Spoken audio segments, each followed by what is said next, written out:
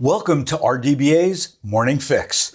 Today, my guest is Max Dougherty, Business Development Lead for Bayer Carbon. Max, welcome to the Morning Fix. Bill, it's a pleasure to be here. Thanks for having me.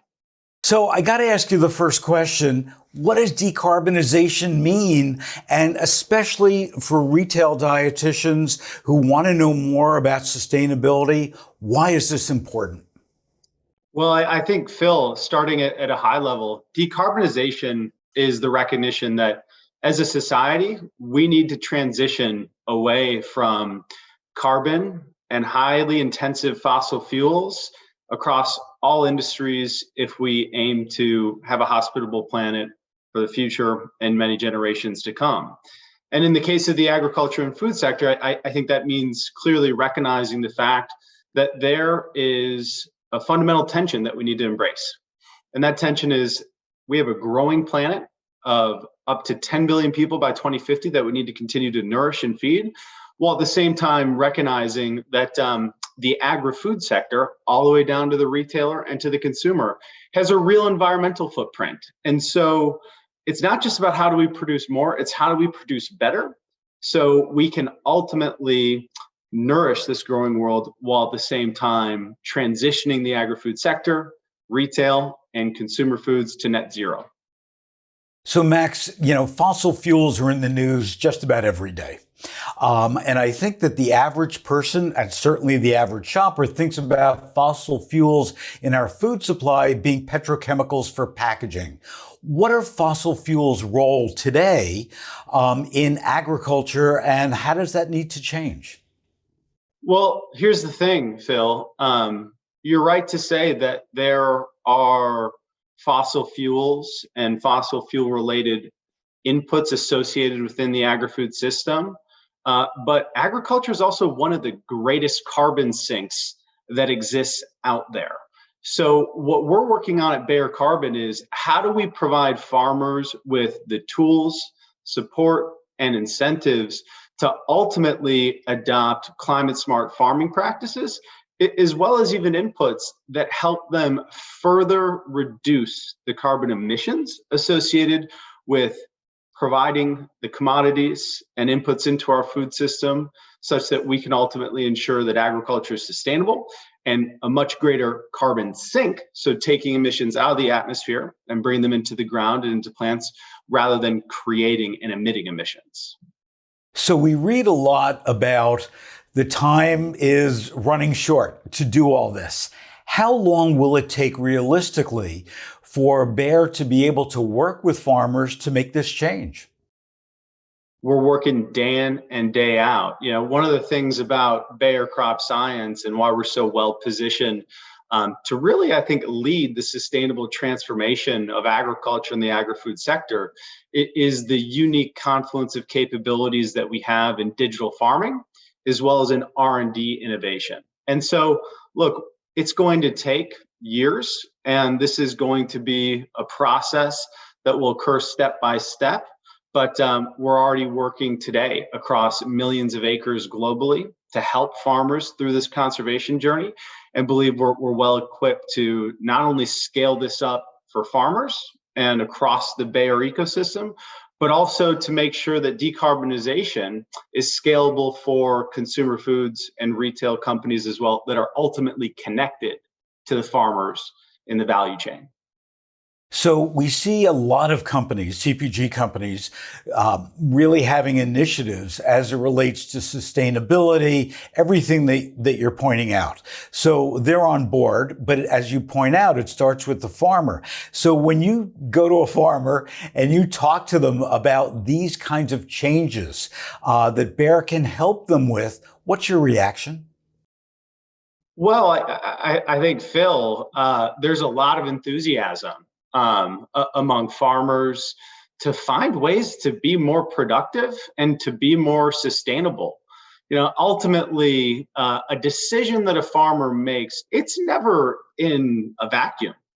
If they're deciding to adopt a new climate smart farming practice, like introducing cover crops to their operation, That's a decision that has to be made on balance within the broader context, agronomic context of their operation. So at Bayer, we have thousands of individuals globally, as well as many more partners across the countryside of the US and in other regions, working with farmers to really make those decisions, considering the entire agronomic system of their farm. So ultimately, they can be more productive, profitable, and resilient. And that's something that just about every farmer's on board with.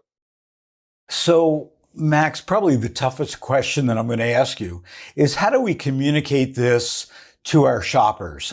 Certainly when we look at retail dietitians being on the front line, whether it's through digital these days or in person, they're a great carrier for these kinds of messages to shoppers from a sustainability standpoint. But what is it that we really want to communicate to that shopper so that we don't overwhelm them? When I talk to shoppers in supermarkets and I talk about sustainability and so on, you can almost see their eyes, glass over, that it's above their head. So how do we communicate this as effectively as possible to the everyday shopper and underscore the importance of it? It's a really great question, Phil.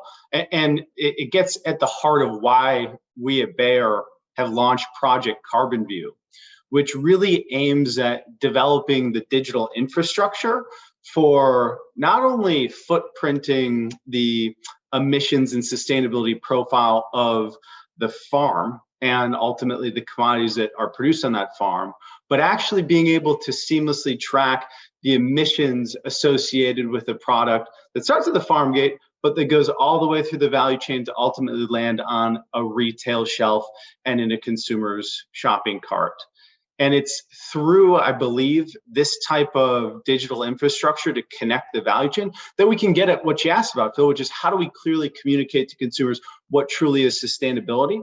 I think concepts like actually having an eco score that describes environmental attributes associated with a given product, like the total GHG emissions associated with it from cradle to grave, is a great way to really get clear with consumers, your retail dietitians, and everybody else involved on why a given product is aligning with their personal preferences of having a responsible environmental footprint. Comes down to the technology and how we bring them. I think that this key information points like the GHGs associated with the given product's production. And we think Project Carbon View could be a big part of that solution.